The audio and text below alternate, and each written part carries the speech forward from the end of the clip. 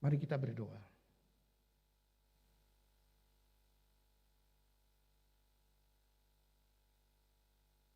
Terima kasih Tuhan, di hari perhentian kami boleh datang beribadah kepadamu. Kami tahu bahwa manusia hidup bukan hanya dari roti, dari nasi, dari makanan saja, tetapi dari firman Tuhan yang keluar dari mulut Allah.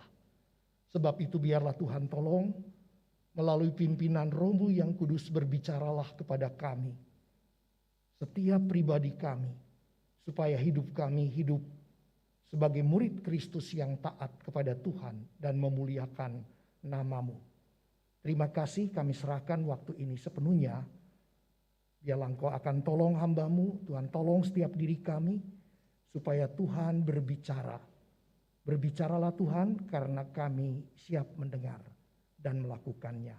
Dalam Kristus Yesus kami sudah berdoa dan bersyukur. Amin. Shalom Bapak, Ibu, Saudara dan Saudari GKY di Jemaat GKY Alam Sutera yang beribadah secara onsite ataupun juga secara online. Saya rasa di dalam perjalanan kehidupan kita tidak mudah. Tapi saya ingin bertanya dulu nih. Saudara, apakah saudara hari ini sesuai kuotanya lebih banyak atau lebih sedikit nih? Kan biasanya ada kuotanya kan ya. Bagian yang mengabsen tadi ada cukup kira-kira pas atau kurang? Pas ya. Artinya tidak lebih. Berarti ada penyelundup, itu semu datang tanpa tanpa daftar. Kalau pokotbah pasti sudah tahu. Saudara dan saudari yang dikasihi oleh Kristus, saya sangat prihatin hari-hari ini ketika masa pandemi berlangsung. Banyak jemaat yang tadinya begitu rindu ingin datang beribadah ke gereja, tertunda, berubah, dan terus seperti itu. Dampaknya apa? Hari ini banyak jemaat lebih suka ibadah online, katanya praktis. Tidak usah pergi keluar, bisa ibadah.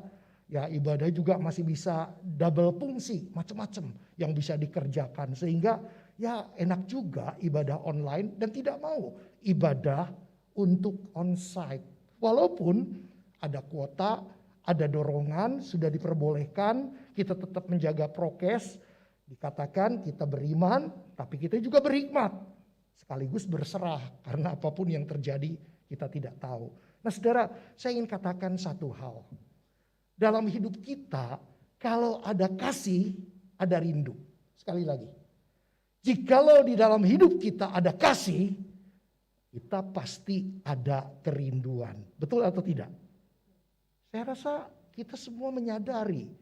Ingat saudara, kita misalnya mencintai keluarga. Kita pergi kemana saja, kita ingin cepat pulang kan, karena apa? I miss you, orang mengatakan begitu. Itu adalah hal yang sangat nyata. Saudara, hari ini saya ingin mencoba membagikan ada beberapa kali rasa rindu yang terjadi di dalam kehidupan saya. Tapi mari kita akan mulai dengan membaca Alkitab kita terlebih dahulu. 1 Tesalonika pasal 3 ayat 9 sampai dengan ayat 13. Saya akan membacakan, saudara bisa mengikuti, sudah ada di PowerPoint. Sebab ucapan syukur apakah yang dapat kami persembahkan kepada Allah atas segala sukacita yang kami peroleh karena kamu di hadapan Allah kita. Siang malam kami berdoa sungguh-sungguh supaya kita bertemu muka dengan muka dan menambahkan apa yang masih kurang pada imanmu. Kiranya Dia, Allah dan Bapa kita, dan Yesus Tuhan kita membukakan kami jalan kepadamu. Dan kiranya Tuhan menjadikan kamu bertambah-tambah dan berkelimpahan dalam kasih seorang terhadap yang lain, terhadap semua orang, sama seperti kami juga mengasihi kamu. Kiranya Dia menguatkan hatimu supaya tak bercacat dan kudus di hadapan Allah dan Bapa kita pada waktu kedatangan Yesus, Tuhan kita dengan semua orang kudusnya. Pembacaan Alkitab sampai di sini. Berbahagialah mereka yang mendengar, yang memelihara dan melakukan di dalam kehidupannya. Haleluya. Saudara dan saudari, saya tadi katakan dalam perjalanan hidup saya selama kurang lebih 65 tahun ini, saudara, ada beberapa perasaan rindu. Paling tidak saudara-saudara, kita tentu sebagai anggota keluarga ada kerinduan dengan anggota keluarga. Setiap kita berpergian jauh, pulang pasti ada rasa rindu. Seperti misalnya waktu saat-saat saya sekolah teologi, saudara, itu adalah saat dimana mulai meninggalkan kota Bandung, berada di kota Malang. Setiap kali semester, ya Andri di sini ada 2 Andri juga. ya artinya saudara, Pak Andri ini di Samarinda ini masih sekampung halaman dengan Semu begitu. Ada Andri lagi anak sekolah minggu yang bersama-sama saya kenal dengan neneknya yang dekat, ya, dengan pamannya yang jadi hamba Tuhan semua. Dan saudara, beberapa juga cicinya, ya, ini merupakan tentunya satu hal yang luar biasa.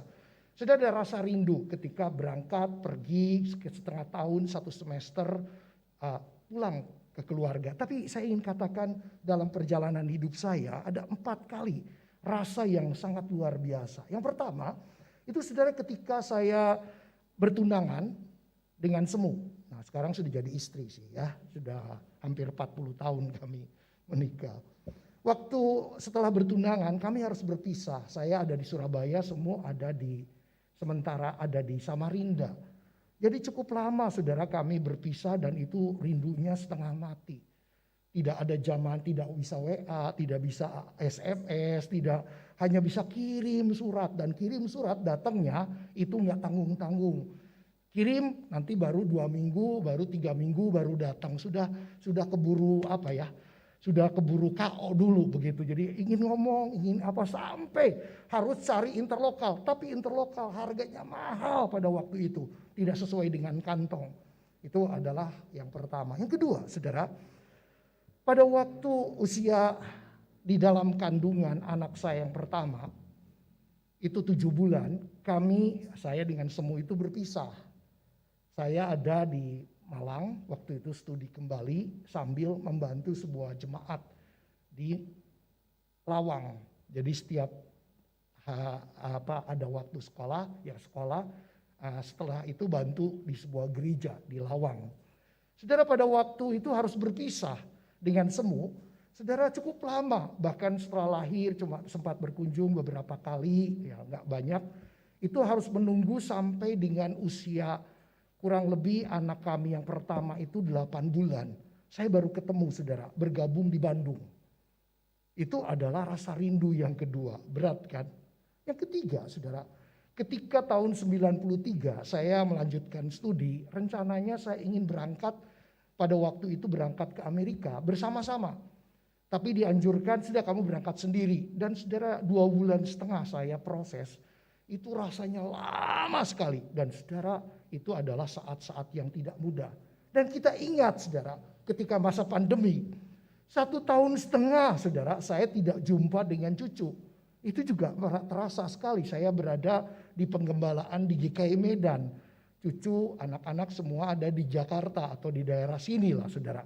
Kurang lebih seperti itu. Dan saudara cukup rindu sampai ketemu. Dan saudara saya ingin katakan setiap kali kerinduan itu tercapai, hati menjadi bersuka cita. Dan selalu akan ada ucapan syukur. Ini adalah secara hal yang singkat kita bisa melihat tentang kerinduan. Nah, kita bisa bersama memikirkan sebuah tema doa bagi jemaat Allah dari Paulus. Saudara, Paulus dikatakan dia berdoa. Pada waktu berdoa itu disebutkan ada satu tambahan yang sangat penting. Apa yang kita lihat? Yaitu Paulus berdoa supaya Tuhan membukakan jalan bisa bertemu muka dengan jemaat di Tesalonika. Paulus berdoa dikatakan siang malam. Bukan berdoa saja, tapi siang malam. Artinya siang jadi kenangan, malam jadi impian. Karena apa? Ada kasih, ada kerinduan. Ada kerinduan karena ada kasih.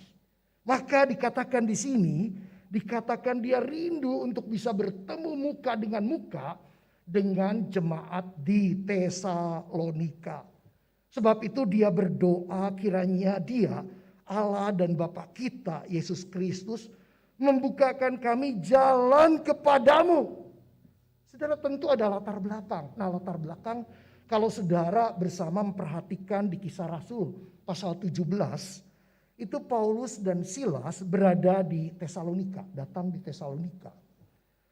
Dan apa yang dia lakukan? Dia datang ke sinagog, yaitu tempat ibadah orang Yahudi yang biasanya hari Sabtu, bukan hari Minggu.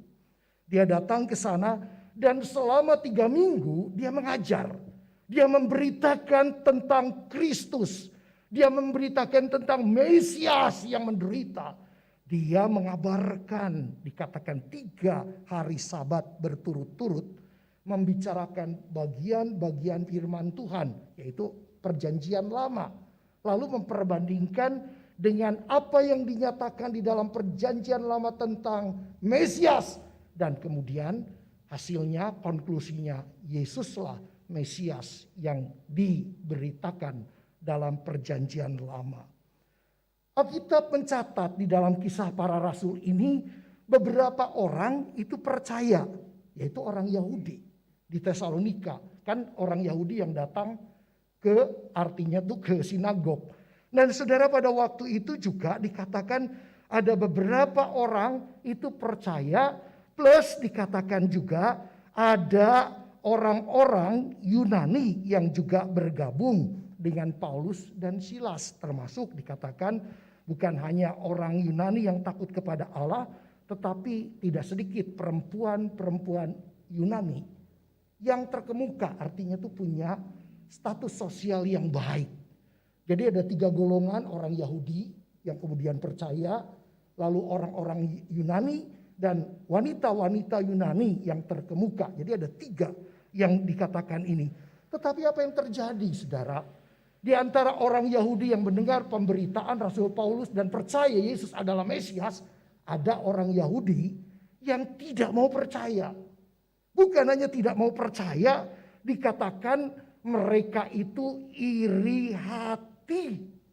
Yang dampaknya, kalau KBBI itu mengatakan iri hati itu dikatakan juga berarti cemburu, sirik, dengki. Nah, iri hati ini dosa yang berkembang. Tidak pernah sendirian iri hati. Selalu akan dimunculkan dalam wujud perbuatan dosa yang lain. Tidak suka dengan keberuntungan, tidak suka dengan kebaikan orang lain, tidak suka dengan orang lain yang seperti apa. Itu selalu. Nah, di era digital ini, saudara, bukankah kita bisa melihat iri hati semakin lama juga semakin menjadi-jadi? Karena apa? Coba saudara lihat. Pada era digital, sosial media seperti Facebook, Instagram, menampilkan sebuah trigger iri. Orang itu menampilkan selalu the best moment. Ya kan, the greatest iri. Sekarang saudara yang sedang rame. Kenapa orang lihat terus jadi tertarik? Iri kan? Lalu mereka terjun dan kemudian menjadi sebuah masalah yang besar.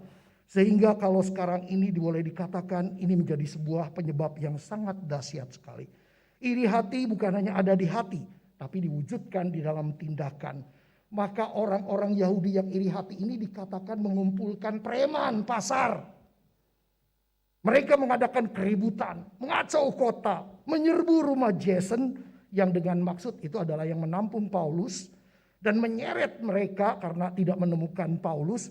Dan mereka juga memfitnah, ini adalah orang yang menerima, orang yang mengabarkan kabar yang jahat.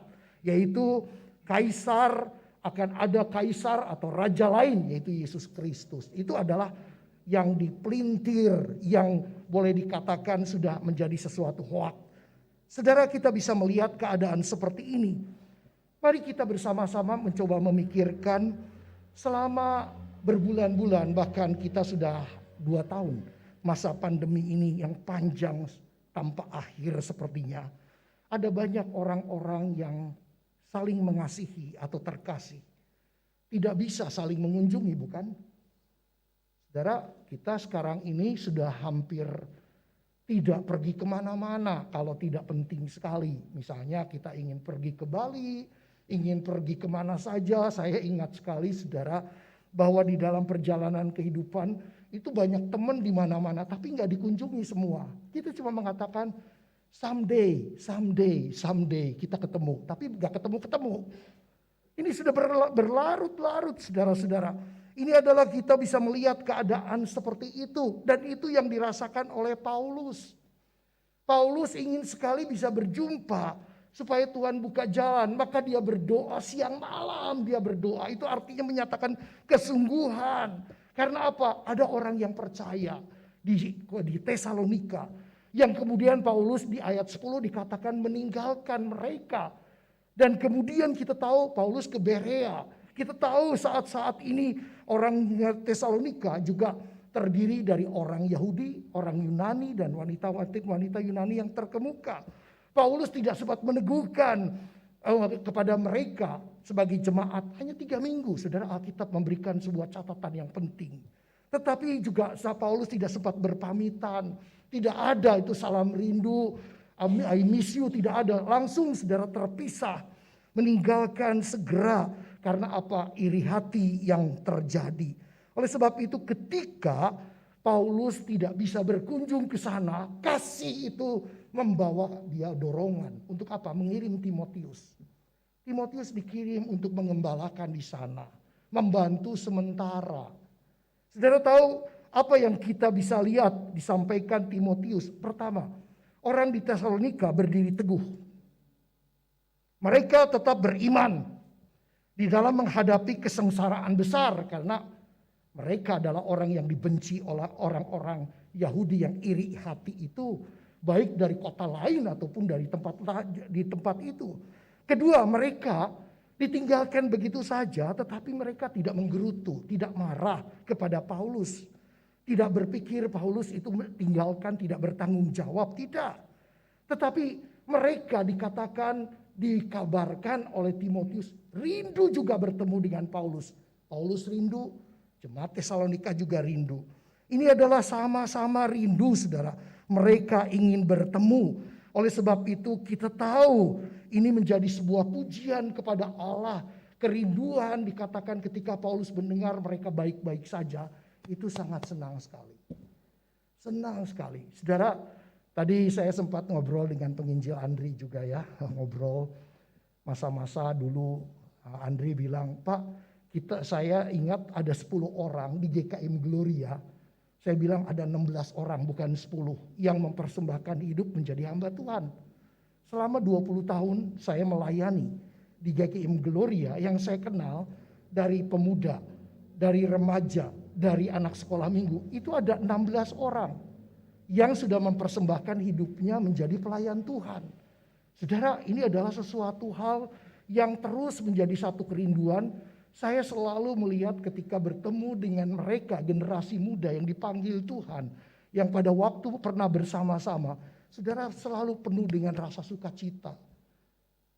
Melihat itu bersyukur Tuhan, Engkau yang sudah menolong mereka. Mereka sudah dipimpin, tiba di dalam jalur yang Tuhan kehendaki. Saudara, banyak yang saya tidak menyangka. Anak-anak yang dulu pemalu, ada anak yang pemberani, ada anak-anak yang bagaimana. Tetapi semua rata-rata saya katakan saudara-saudara, ketika saya memberikan rekomendasi atau harus memberikan rekomendasi adalah selalu orang-orang yang terbaik, bukan yang tidak baik.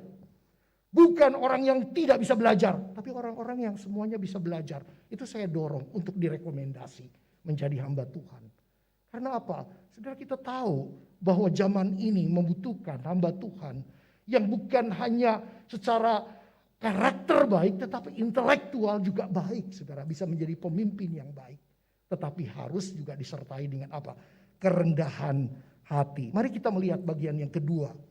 Saudara, kita melihat Paulus berdoa supaya jemaat di Tesalonika itu ditambahkan Tuhan kasih. Untuk apa? Untuk dapat saling mengasihi. Ketika 3 minggu mereka dibekali tidak cukup saudara. Ditinggalkan. Paulus tahu saudara apa yang menjadi kebutuhan dasar. Kita tahu saudara ketika Paulus meninggalkan mereka. Mereka itu membutuhkan apa? Yaitu iman tetapi juga kasih. Iman itu selalu akan berwujud di dalam perbuatan kasih. Kasih inilah saudara-saudara kita bisa melihat selalu berjalan paralel. Iman dan kasih.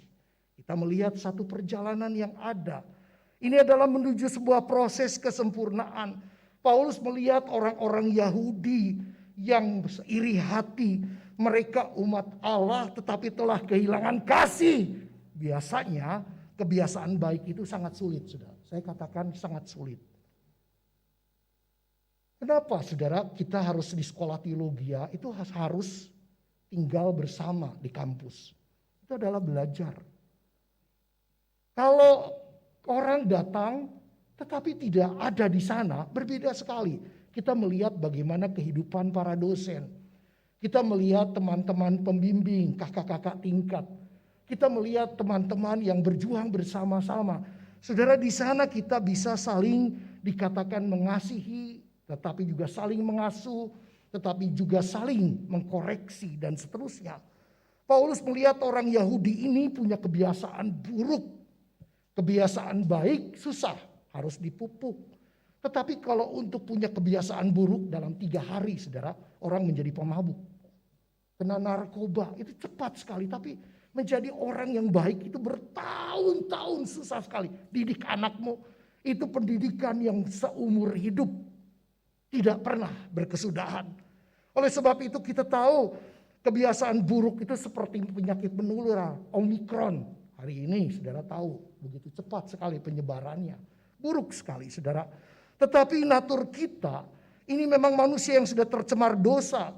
Dosa sudah mendominasi hidup kita, ego kita, di sisi kedagingan kita bisa saling melukai, saling menyakiti, mendendam, iri dan sebagainya. Tetapi di sini kita melihat ada yang perlu ditambahkan di dalam jemaat Tesalonika. Rasul Paulus mengatakan, hendaklah kamu saling mengasihi. Sebab barang siapa mengasihi sesama manusia, ia sudah memenuhi hukum Taurat. Roma pasal 13 ayat 8 katakan seperti itu. Paulus menjelaskan kasih disebut sebagai karunia rohani yang paling utama, melebihi segala karunia apapun. Kasih itu sabar, kasih itu murah hati dan seterusnya saudara-saudara. Jika karunia kita miliki tetapi tidak ada kasih, tidak ada faedahnya. Saudara, ini adalah yang Alkitab katakan. Betapa kasih itu begitu penting sekali, kasih itu begitu berharga sekali. Saudara, Tuhan Yesus berkata, inilah perintahku, yaitu supaya kamu itu saling mengasihi. Seperti aku telah mengasihi kamu. Saudara, ini adalah merupakan yang Tuhan Yesus katakan. Perintahku kamu mengasihi seperti aku mengasihi kamu. Tapi lebih jauh kalau saudara membandingkan dengan Yohanes 13 ayat yang ke-34.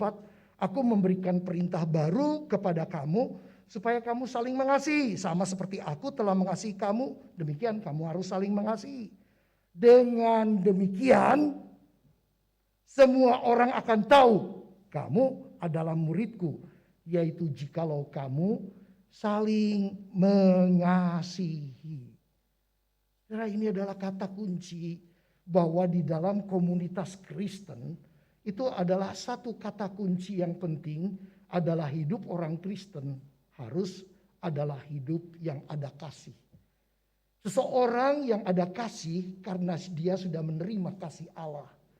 Jikalau Allah tidak mengaruniakan kasih, kita tidak bisa mengasihi. Bahkan kasih kita pun harus selalu dilengkapi dengan kasih Allah.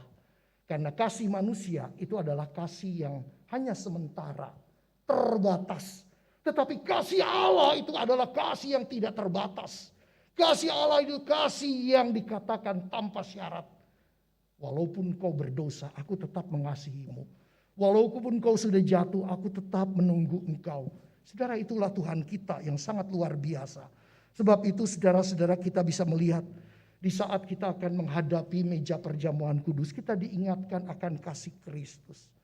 Kristus mengasihi bukan orang-orang yang dikasihinya saja, tetapi orang-orang yang membenci, orang-orang yang sudah menyakitinya, orang-orang yang sudah menyiksanya, orang-orang yang sudah membencinya, itu dikasihi. Musuh-musuhnya pun yang memusuhinya dikasihi. Karena apa? Kasih ini menjadi hal yang penting yang Paulus ingin jemaat di Tesalonika miliki.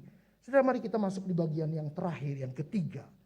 Paulus berdoa juga supaya Tuhan menguatkan hati jemaat Tesalonika supaya tak bercacat sampai kedatangan Kristus yang kedua kali. Jadi ada tiga, saudara, berdoa, Tuhan buka jalan, lalu bertemu.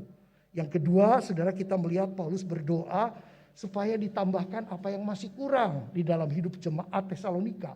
Yang ketiga dikatakan supaya Tuhan menguatkan. Saudara, di dalam kehidupan kita tidak gampang saudara-saudara hidup teguh. Harus saling menguatkan, sebab itu kita membutuhkan komunitas. Komunitas ini saudara, ketika saudara beribadah di rumah berbeda dengan beribadah on-site atau di gereja. Karena ketika berada di gereja, saudara, kita bisa saling menghangatkan waktu menyapa. Walaupun tidak bisa berjabatan tangan, tapi kita masih bisa memberikan salam.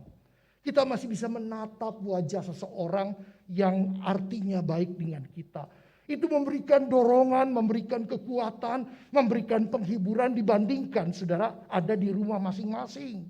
Walaupun ya itulah mungkin kondisi sekarang. Tapi kalau memungkinkan saudara, betapa pentingnya kita bisa bertemu satu dengan yang lain. Saudara, diingatkan yaitu di dalam hal ini menguatkan hati. Karena apa? Banyak orang itu lemah karena sendirian. Tapi kalau ada banyak orang lebih kuat, saudara. Ya memang kita masih pakai masker. Kita masih harus menjaga protokol. Tetapi tidak masalah, saudara. Karena ketika kita bertemu, itu adalah kasih, pasti ada rindu. Rindu itu karena ada kasih. Orang yang tidak punya kerinduan, tidak punya kasih. Orang yang tidak punya kasih, tidak mungkin ada kerinduan. Sebab itu saya berharap sekali. Mari saudara jemaat GKY Alam Sutra, pergunakan kesempatan yang baik untuk bisa beribadah bersama-sama. Kalau memang memungkinkan, datanglah. Kalau memang sudah dikatakan jangan dulu, semua dicegah, ya kita juga ikuti. Karena apa? Ini penting untuk menguatkan. Paulus mendoakan jemaat di Tesalonika supaya mereka itu dikatakan semakin kuat hatinya di dalam kasihnya. Tetapi saudara-saudara, diingatkan yang paling penting adalah di dalam perjalanan kehidupan daripada jemaat di Tesalonika itu adalah mereka itu harus ingat bahwa mereka semua sedang menanti Kristus datang kedua kali. Saudara, ketika masa-masa Prapaskah, ketika masa-masa Advent, kita kembali selalu diingatkan bahwa Kristus akan datang kembali. Bukankah pemberitaan tentang kabar kematian Kristus di atas kayu salib dan kebangkitan Kristus itu selalu juga menjadi sebuah tanda bahwa Kristus akan datang kembali. Oleh sebab itu saudara, kita bukan sedang diam, tetapi kita sedang menunggu waktu. Dengan menunggu waktu di mana Kristus akan datang kedua kali. Paulus ingin jemaat di sana, di Tesalonika, menanti. Kita pun menanti. Paulus tidak tahu Kristus tidak datang pada masa itu. Tetapi kita pun tidak tahu kapan Kristus akan datang. Tetapi kita harus selalu siap. Yaitu menanti Kristus datang kembali. Ini adalah menjadi satu hal yang akan menjadi sebuah hal yang tuntas. Karena ketika Kristus datang kembali, apakah Kristus akan melihat kita adalah umatnya yang hidup tidak bercacat celah, yang hidup menjaga kekudusan. Saudara, tidak mudah orang untuk hidup tidak bercacat celah. Coba saudara lihat, dosa bisa masuk di dalam pikiran kita. Waktu orang melihat kita tidak tahu apa yang kita pikirkan, tapi banyak perbuatan jahat, perbuatan salah, perbuatan yang tidak tepat. Itu ada di pikiran kita. Orang tidak tahu, tetapi Tuhan tahu. Waktu kita berkata-kata, kadang-kadang saudara, kita bisa menahan diri. Kata-kata kita halus, kata-kata kita baik. Tapi kadang-kadang mungkin kata-kata kita membuat orang lain terluka. Bahkan orang yang kita kasihi. Sebab itu betapa pentingnya saudara menjaga kekudusan. Menjaga supaya kita tidak bercacat cela. Jagalah pikiran kita. Jagalah perkataan-perkataan kita. Jagalah tingkah laku kita. Karena bukan bisa menjadi kemuliaan bagi Allah, tetapi bisa menjadi batu sandungan. Saudara, kita harus bertekad. Karena apa? Karena saudara, sebenarnya di dalam kehidupan saudara dan saya, kita diperintahkan di dalam Roma pasal 12, saudara, demi kemurahan Allah aku menasihatkan kamu, supaya kamu mempersembahkan tubuhmu. Tubuhmu seperti apa, saudara? Dikatakan sebagai persembahan yang hidup, yang kudus, dan yang tak bercacat. Saudara, kata tak bercacat. Lalu kita lihat juga, jangan kamu menjadi serupa dengan dunia. Kita harus berbeda, saudara. Kita diingatkan karena apa? Kalau saudara kemudian membandingkan dengan 1 Tesalonika 3:13 dengan Efesus pasal 1 ayat yang keempat, ini adalah ayat yang terakhir. Allah telah memilih kita sebelum dunia dijadikan. Ingat saudara. Artinya saudara, Allah itu sudah memilih kita sebelum dunia dijadikan supaya kita kudus dan tak bercacat celah di hadapannya. Ini menjadi sebuah tantangan. Tantangan di mana hidup kita harus menjaga, yaitu hidup yang benar di hadapan Tuhan dan di hadapan manusia. Hidup dengan menjaga kekudusan, karena tidak ada orang yang tidak kudus bisa melihat Allah. Hanya orang yang kudus yang bisa melihat Allah. Dan tidak ada seorang pun yang dapat kudus jikalau Allah tidak menguduskan. Sebab itu kita perlu sekali di dalam hidup kita ini, yaitu lebih mendekatkan diri kepada Tuhan setiap waktu. Saudara, mari kita saat-saat yang tidak mudah pun kita lebih dekat dengan Tuhan. Kiranya Tuhan memberkati. Kita berdoa. Bapa di dalam surga, terima kasih, kami bersyukur. Hari ini kembali kami melihat tentang doa Paulus bagi jemaat di Tesalonika. Kami mohon kiranya Tuhan tolong. Doa Paulus juga menjadi doa untuk kami. Dan juga doa kerinduan kami di dalam pengharapan Paulus. Bahwa kami memiliki kerinduan akan bertemu dengan semua saudara-saudara seiman kami yang hari ini sudah meninggalkan kami terlebih dahulu.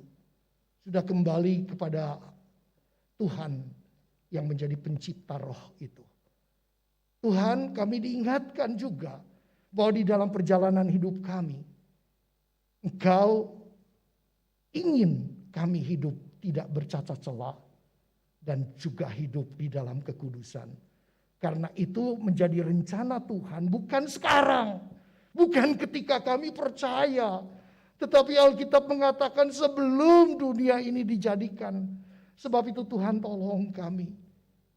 Tolong kami Tuhan hidup tidak bercacat celah dan kudus. Di hadapan Tuhan ketika Engkau datang dengan semua malaikat-Mu dan semua orang kudus-Mu menjemput kami. Terima kasih karena kebaikan dan anugerah-Mu. Mengingatkan kembali, mendorong kembali bagi kami. Di dalam doa Paulus ini, betapa berharganya kami di mata Tuhan. Dalam Kristus Yesus kami sudah berdoa dan bersyukur. Amin.